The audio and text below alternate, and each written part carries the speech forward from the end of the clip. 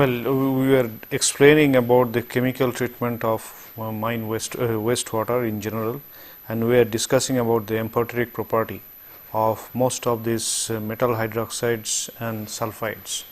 We have also observed that that in situations like where in a solution all these metal hydroxides and sulfides generally show a particular preference of pH when they are their precipitation rate is high, precipitation rate is highest for them, and also to observe that they show a minimum solubility in water at a particular pH. This particular property of this metallic hydroxides and sulfides are greatly used in chemical treatment.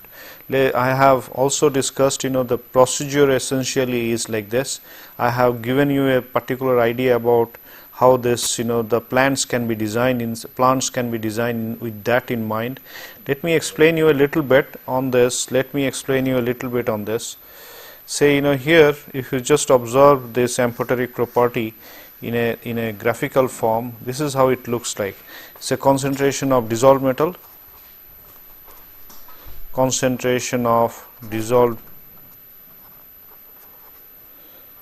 metal, and if you observe this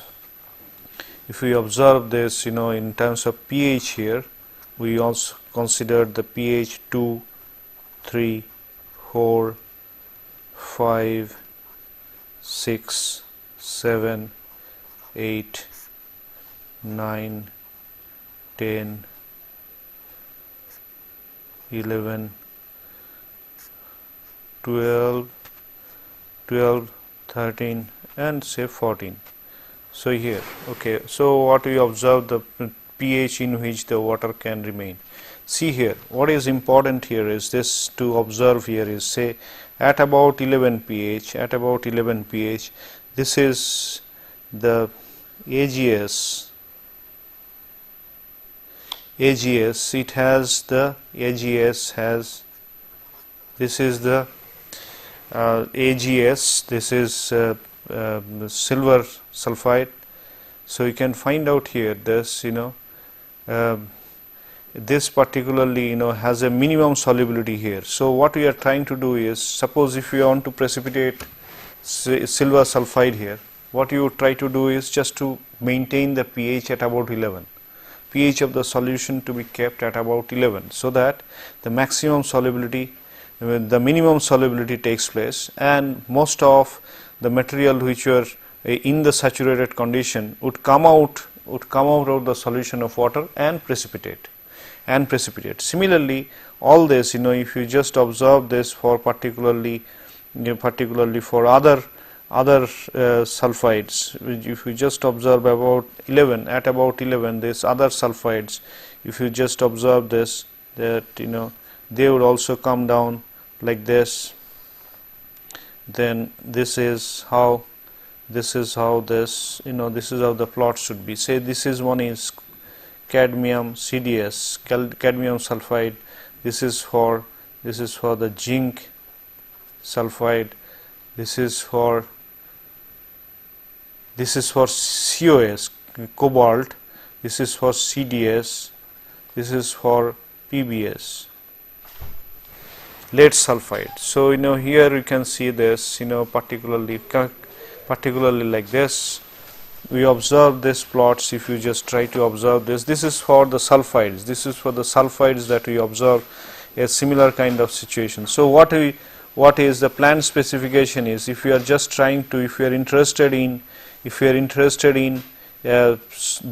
separating out, if you are interested in precipitating, say the particularly if you are these salts, particularly AGS, PBS, CDS, zinc sulfide, and say COS, cobalt sulfides, you have to maintain the pH at about at open atmosphere at STP. Remember, this is at STP, that is at STP. If you maintain a pH between, say here as you can see 10.5 to say 11.5, you can selectively precipitate. You can precipitate all these sulfides from the water. You can precipitate all this. This is what is called the amphoteric property. That is what I explained, that almost all zinc sulfides and almost all metal hydroxides and metal sulfides show a minimum solubility, at a particular pH. So this helps us, in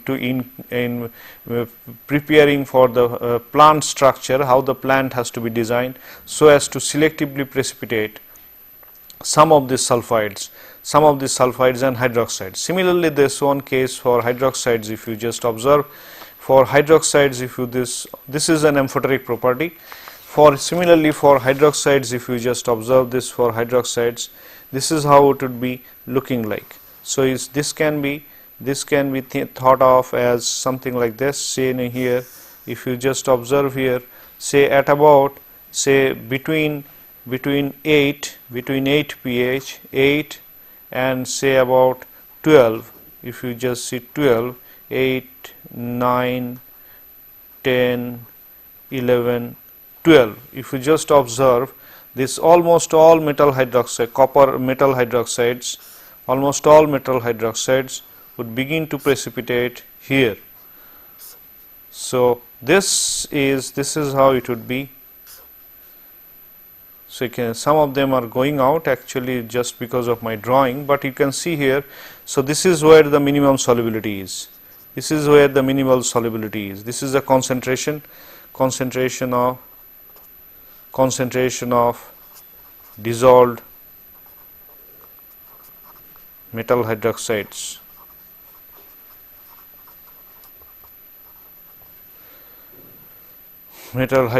Concentration of dissolved metal hydroxides. All this you can see if you just maintain a pH, manipulate a pH.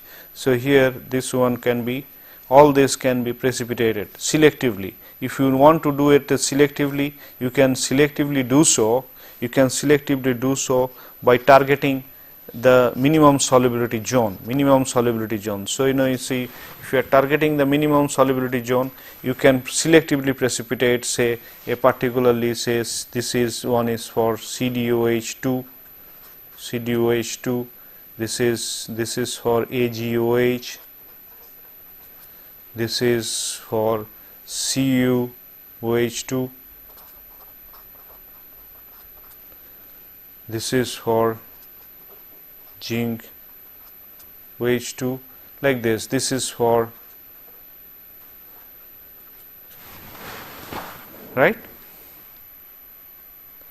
All we are trying to do here is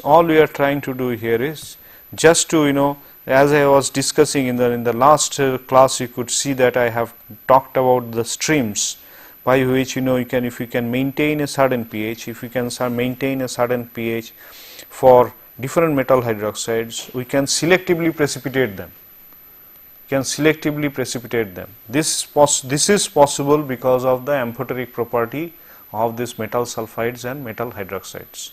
So the stage here is, if you just observe it like this, what we generally try to do is, say this is if you just see the plant here, this is what is in a pump like this, which would be finally discharging onto, say this, and similarly there would be another term. You can see here, this is what is, these are two pumping arrangements. These are two pumping arrangements.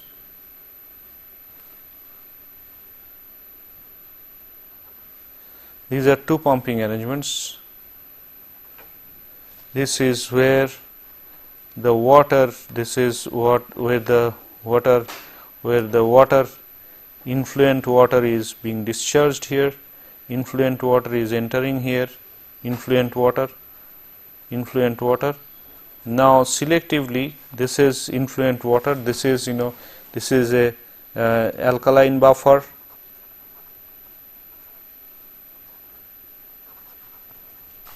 This is an acidic buffer.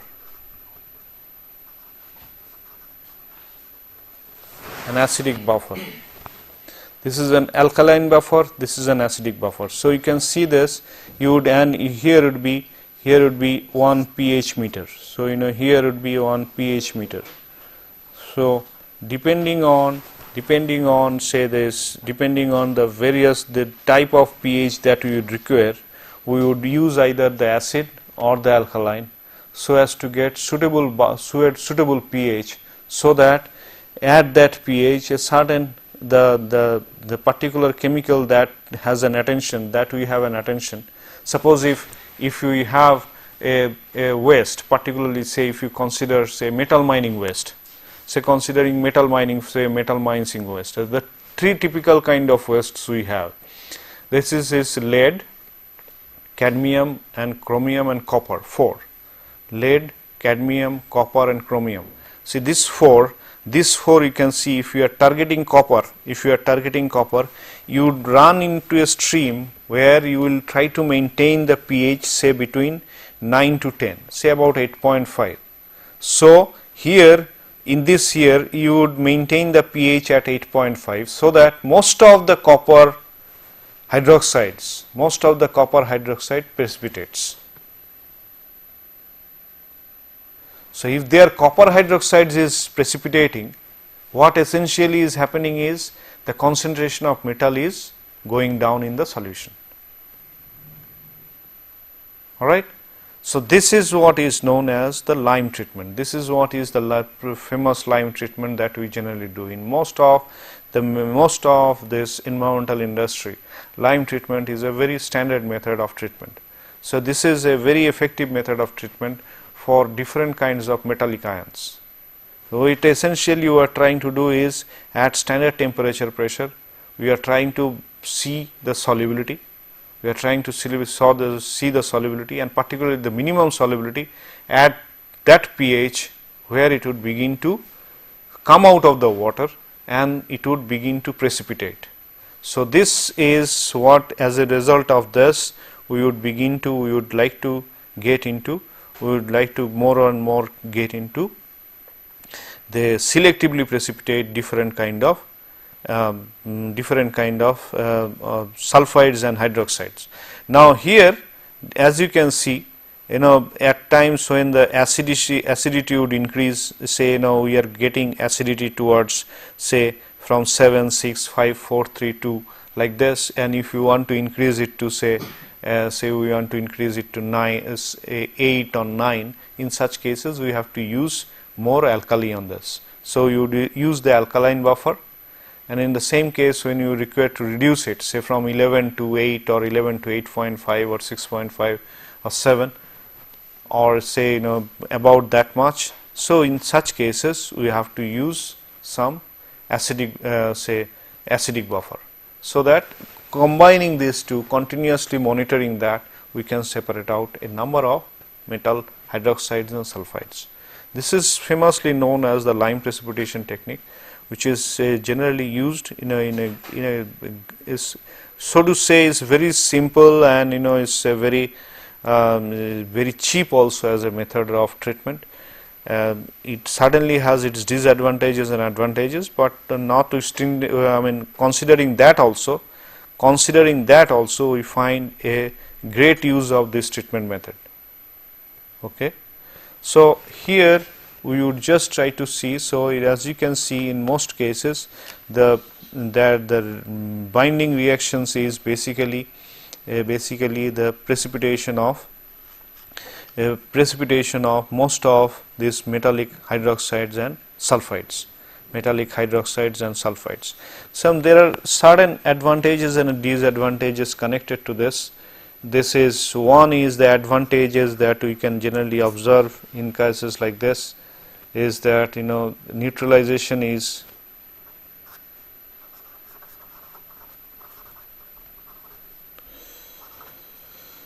reduction of specific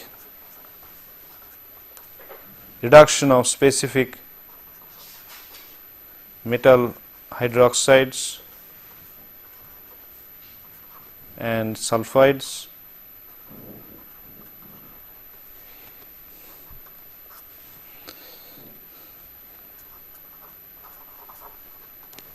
increase in pH helps in reducing a number of things as well, removal of heavy metals that it takes place.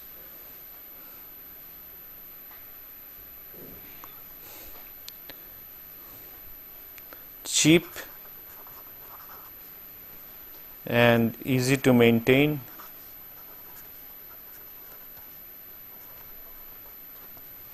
Cheap and easy to maintain. Quite effective. Quite effective in the absence of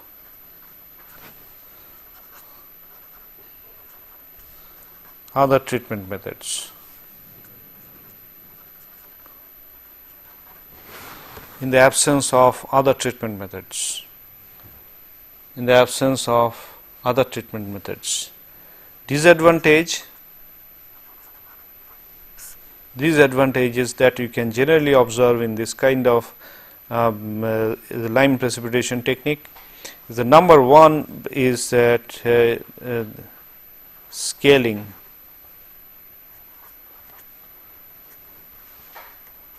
Hydroxides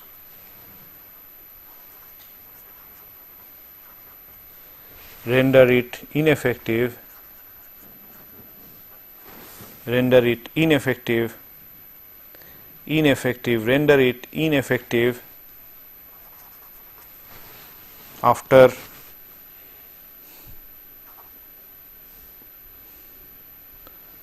a period of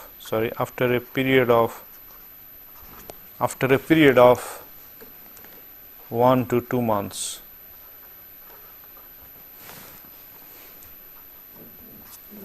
Armoring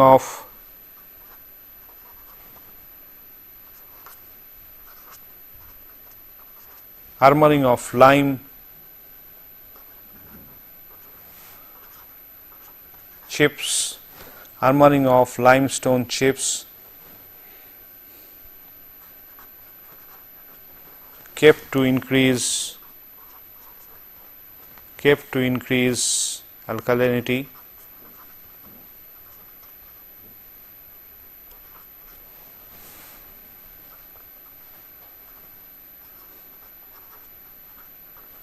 Is a problem. This reduces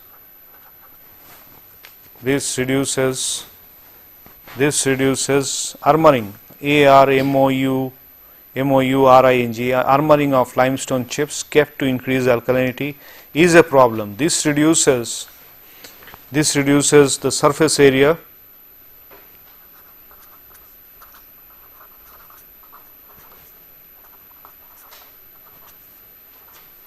of exposure, surface area of exposure of the limestone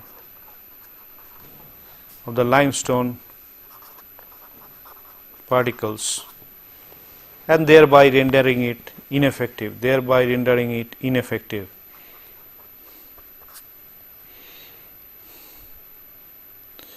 Frequent maintenance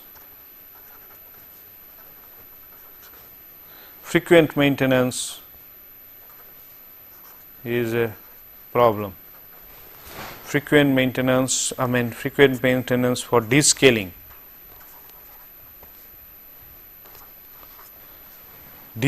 Frequent maintenance is a problem. Descaling. Say another important part is effectivity. Reduces with time. Effectivity reduces with time.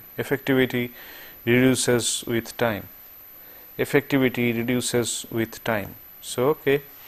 Now, this is effectivity reduces with time. So, you can see this. This is one big important method for secondary treatment that we have observed.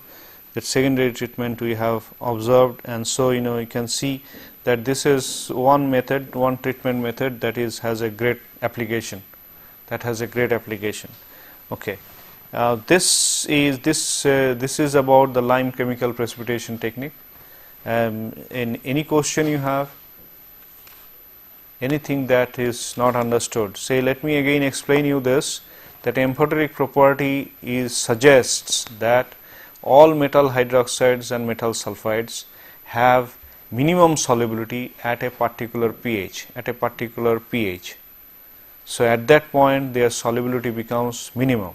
So for our plant design specification, we like to keep the water into those particular minimum pH in those particular pH values, so that the solubility of the metal hydroxides in the solution of water becomes minimum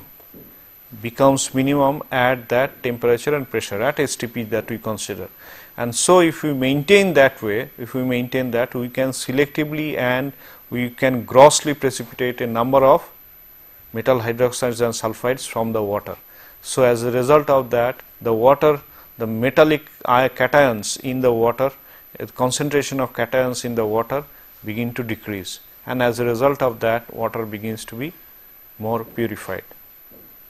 Okay, but at the same time, it is also, as I have said, hardness increases. The another important hardness of water increases. Hardness of water, the effluent water, finally the effluent water, as I was discussing, the effluent water finally would be the effluent water that I said, in a different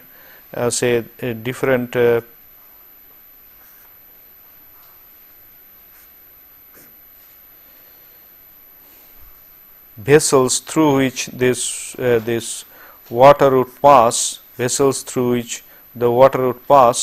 would essentially, so you can see this effluent,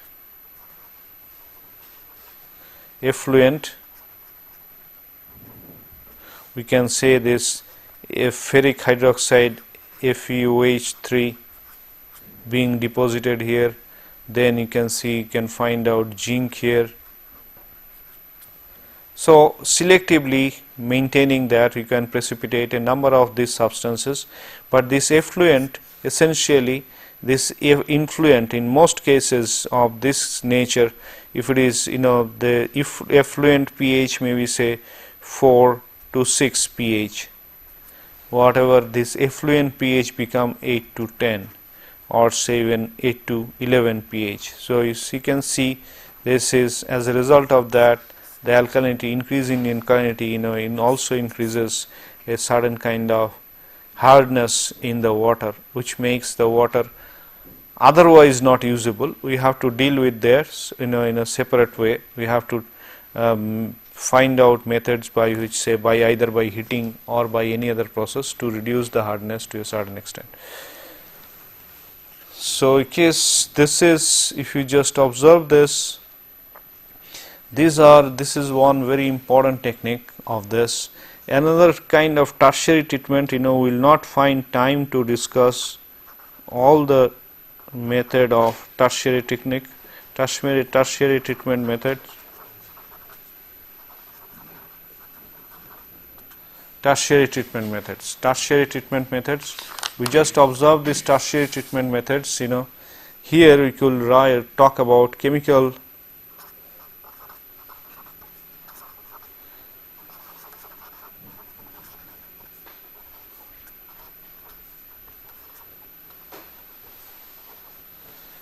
reduction,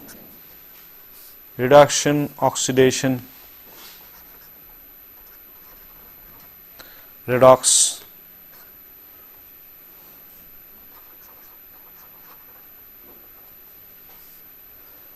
based treatment. See, as you know, in any kind of chemical equation, if something gets reduced, something gets oxidized. So essentially, particularly that kind of feature always exists. So you can see is that we can observe, particularly what we generally observe here is, say, we would particularly this kind of redox techniques, this kind of redox treatment is suitable, particularly suitable for immobilization. This is the word immobilization of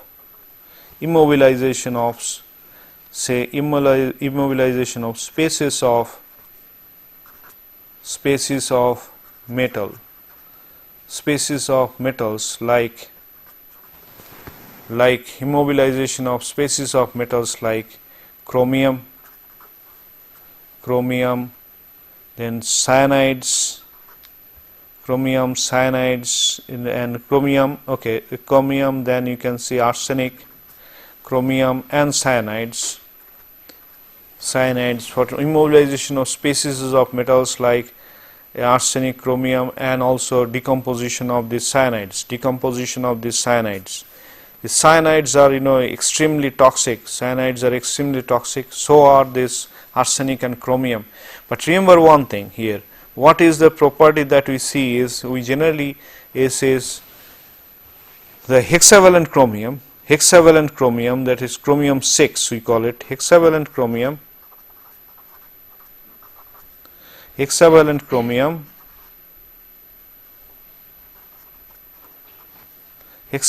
chromium is extremely toxic. This is called chromium 6. This chromium 6 is extremely toxic, but not the trivalent chromium. This is Cr3. See, this is what is called species. Which have, when the same metallic ions would undergo either changes in the valency. They will have different valencies, like that if iron, ferrous ion and ferric ion, the valencies are different.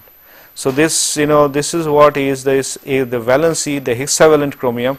Hexavalent chromium is toxic, but not the trivalent chromium. So what we try to do is here, we do not want to reduce or we do not want to precipitate chromium here. We may like to render it from hexavalent chromium to convert into trivalent chromium, so that if we can make it trivalent chromium, it would be largely immobilized, that is it will not move from one place to another. This is number one. And secondly, in any kind of digestive tract or any other passages through which it will pass, it will not be reactive. It would remain as it is. It would completely pass. Neither it would be absorbed in the physical system, neither it would be form any compound with any other substances. So it would just merely go into the food passage, through food passage and through the excretory channels. It will just simply come out of the body, but it will not react. But not that, particularly that property is not good for hexavalent chromium. Hexavalent chromium is highly adsorbable. It will be absorbed in the different streams of the body during the movement through the digestive canals. So here what we try to do is the water containing hexavalent chromium will be reduced to trivalent chromium. With the idea this hexavalent chromium is particularly where chromium is used. Chromium is used for steel finish. In steel, chromium is used. Chromium is used in a number of polishing industries where there are metal polishes are required. Say the fine metal finishes that you see generally in all say industrial complexes and things like that, are mostly layered thickly by chromium. So the chromium is a very highly usable material, is highly used, but as such what we try to do is we generally would like to reduce the trivalent chromium, reduce the hexavalent chromium into a trivalent chromium. So what we generally try to do is we run sulfur dioxide in a controlled manner. This is sulfur dioxide. The sulfur dioxide, the reactions are running sulfur dioxide, run sulfur dioxide. You just say run sulfur dioxide, run SO2 in the stream of wastewater.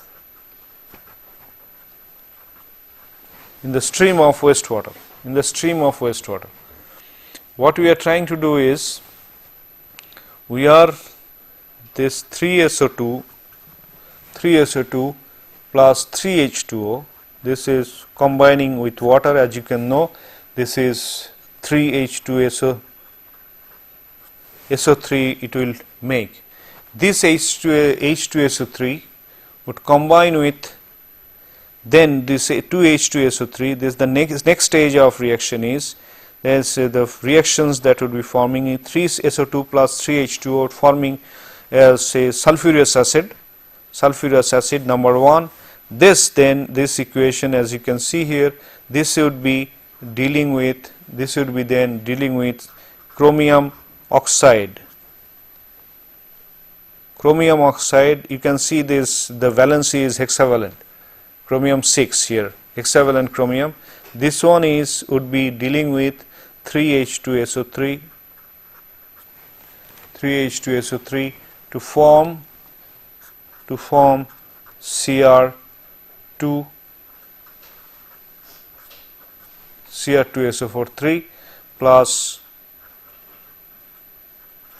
3H2O plus 3H2O. You can see this, this would be forming 3H2O. So this one you can see now, this particularly this chromium, hexavalent chromium, has been converted into a trivalent chromium. So nothing actually is getting precipitated, only the conversion from hexavalent chromium to trivalent chromium is taking place. It is within the solution itself, nothing is coming out of the solution, but simply because we have been able to convert this chromium, hexavalent chromium, into a trivalent chromium, our purpose is solved. So you can see here this hexavalent chromium is becoming reduced. Okay. So as a result of this, you can see this is the reaction, which is a typical redox reaction that is generally done to neutralize the highly reactive chromium 6 into non-reactive and stable chromium 3. Okay. This is another important area for this kind of analysis is where we use generally say the cyanides. Another is the cyanides that we generally use, that is the destruction of cyanide, say the destruction of cyanide.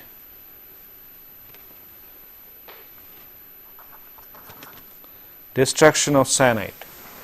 The destruction of cyanide. How we do the destruction of cyanide? What we generally find out is,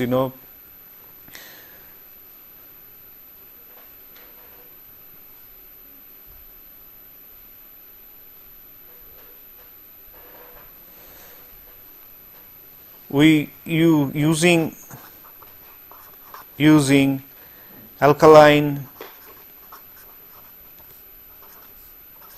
chlorination. Using alkaline chlorination, we would be destruction of cyanide takes place using alkaline chlorination. Alkaline chlorination is this. This is say NaCN. This can be NaCN.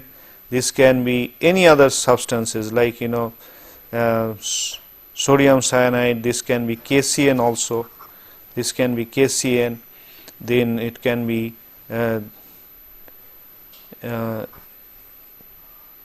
MgCN2, right. All these substances, this should be reacted is alkaline chlorination. This is a chlorine, the gas of chlorine, and the chlorinated alkaline solution, chlorinated alkaline solution, that is NaOH, chlorinated alkaline solution. You can see this chlorinated alkaline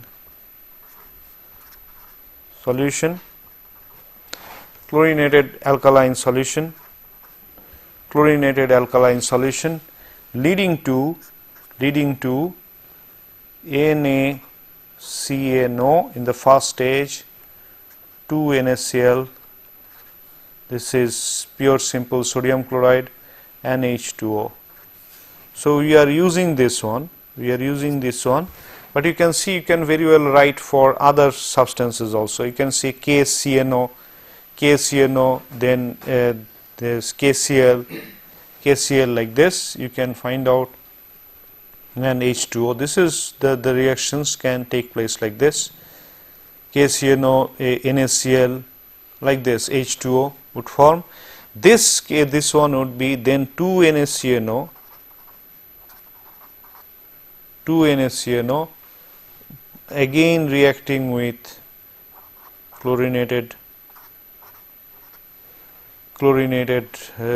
alkaline solution, 4 NaOH. 4 NaOH would give rise to 2 CO2 plus N2 plus 6 NaCl plus 2 H2O. So here you can see this finally, this C, this N, this C and this N finally being destructed into carbon dioxide and nitrogen.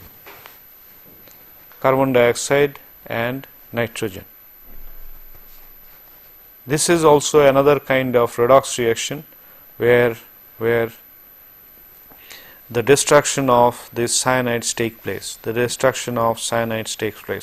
So we can think of these redox reactions. We can see the usual experimental procedure is to measure cyanide before being treated with chlorine and sodium hydroxide, and finally the effluent, which is influent and effluent, the concentration of cyanides would be measured to find out how this is actually, what are those typicals, the breakage into carbon dioxide and nitrogen. And so finally the water that you would generally find out if you just stir the water quite a while, this nitrogen does not remain, nitrogen is not a much soluble material in water, so it would leave the water, so would be the carbon dioxide at STP. And so what we find out is sodium chloride and 2H2O. So the water being almost completely purified by from cyanides. Okay, so this is this is a typical tertiary treatment. This is a typical tertiary treatment that are generally found a good use. This is also, this can be this, that there are different kind of other substances that are generally dealt with is the mercury, lead, silver, the chlorinated organics, like PCB, and also unsaturated hydrocarbons.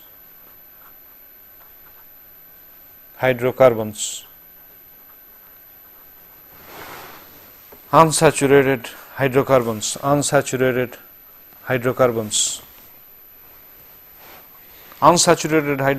means which is the bonding has not been saturated yet. it can be further saturated. A saturated hydrocarbon and a unsaturated hydrocarbon is, the difference is the unsaturated hydrocarbon would continuously try to link more and more carbon and hydrogen bonding. So, this would continuously develop. This is known as unsaturated hydrocarbons. When the saturated hydrocarbons are the hydrocarbons which are not generally add further into that. Say, mostly the fat.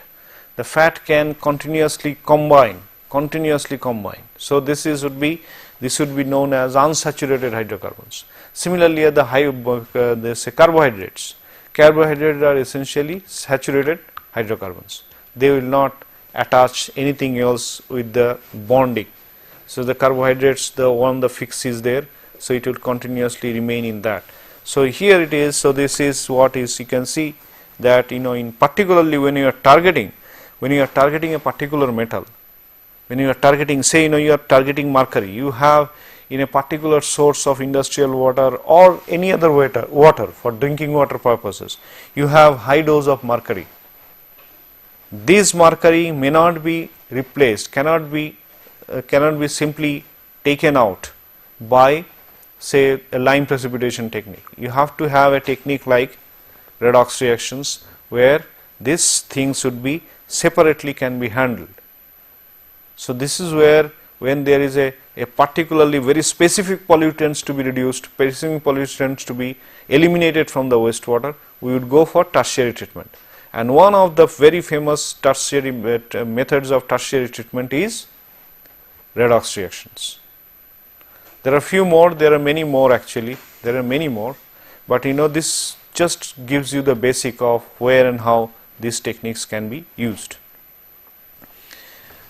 Okay. So, having gone from this, here we have mostly discussed about this treatment of wastewater. I just deal with highly, say, metal enriched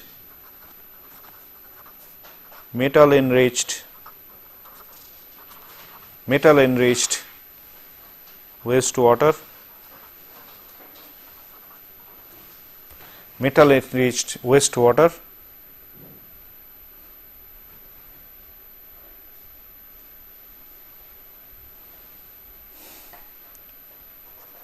application of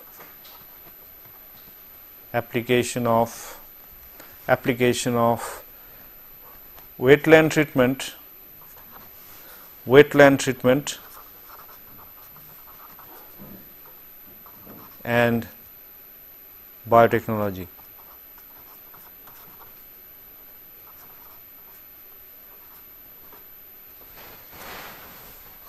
Application of wetland treatment and biotechnology. Application of wetland treatment and biotechnology. This is the emerging area. These are the emerging area of metal enriched wastewater. We have discussed so far, say, this treatment which are chemical precipitation technique. I have also said during the disadvantage that it also creates a certain amount of alkalinity. It also creates, say, different hydroxide sludges. See this, in particularly this lime precipitation technique, you see you are producing calcium hydroxides. So, that is also another kind of waste that has to be disposed of, isn't it? So, calcium hydroxide, even if it is not very harmful, but you have to dispose it. This can be an irritant. I mean, even if it is not harmful, it can be an irritant in the process, in the technology process. It can be, if it is remaining there in the process, it would lead to disruptions in the methods. So, here here we will be discussing about some of those wetland treatment methods and the use of biotechnology in this particular area. We will just briefly discuss about the principles of use. Okay, wetland treatment. I will discuss with this. Wetland treatment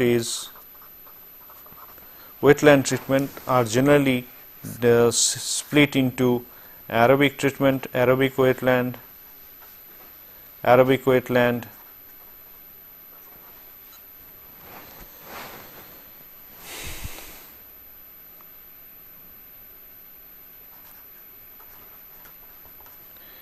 anoxic wetland and we can further differentiate this into anaerobic wetland.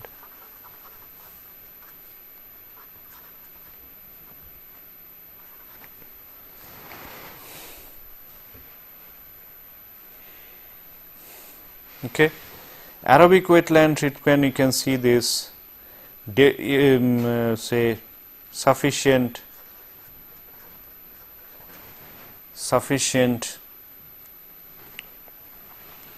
air, sunlight, air and sunlight and exposure. Here this would be sufficient sunlight, but insufficient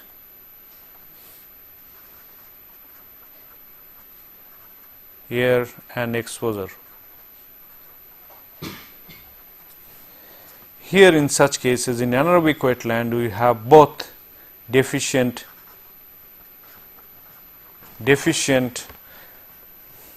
air, sunlight and exposure.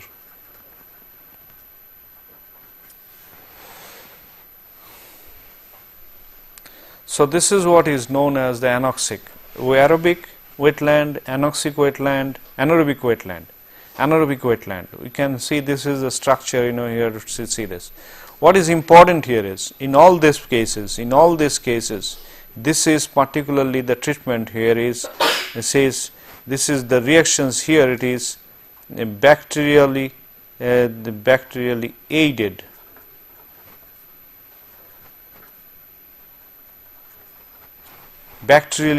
But this one is bacterially aided and controlled. Bacterially aided plus controlled. Okay, the first one is bacterially aided, anaerobic wetland, bacterially aided, but it's not controlled by bacteria. The next one is bacterially aided plus controlled. I mean, in an equal measure. It's not fully controlled by bacteria, neither it is fully aided, it is aided by bacteria and not fully controlled by bacteria. But in anaerobic wetland treatment, is the whole process, the condition of this, the reactants, the reaction process, the rate of reaction, the equilibrium of the reactions, all these are actually bacterially controlled.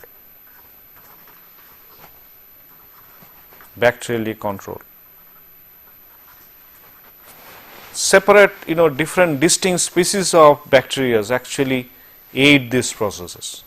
Distinct species of bacteria aid these processes. Remember, the aerobic bacteria will not survive in anaerobic environment. Neither the anaerobic bacteria would survive in aerobic environment.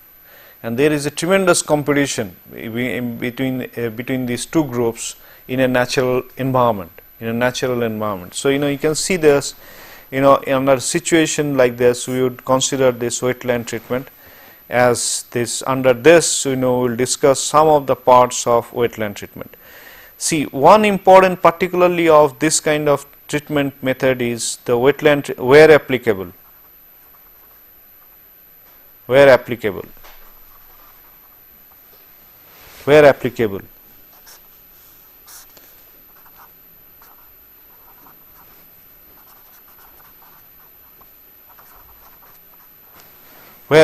Number one, this wetland treatment needs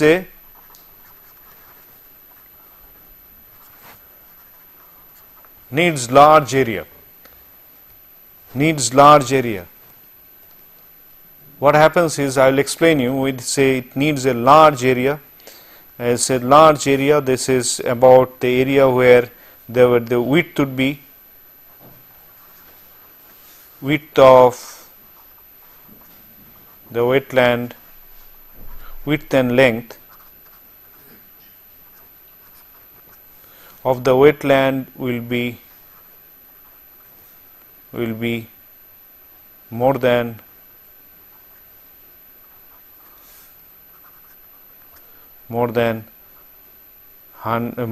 500 to 1000 times that of depth. The depth of the where applicable needs large area is the rate of reaction. There's another important consideration about this wetland treatment is rate of reaction. Rate of reaction is very slow. Rate of reaction is very slow. So this has to be one another important thing that has to be generally kept in mind. That has to be generally because of no artificial catalysts or enzymes are used generally for this purpose, this wetland treatment. These are all naturally aided process. The naturally aided process of sunlight, wind, all this aiding to this particular reaction. So here we generally this particularly in such situation only this should be used where you can wait, and you can wait, and not only that, you can also expand the operation over a large area, so that even if small reactions takes place, overall it becomes large. Okay, I'll come back to this in the next lecture about this more.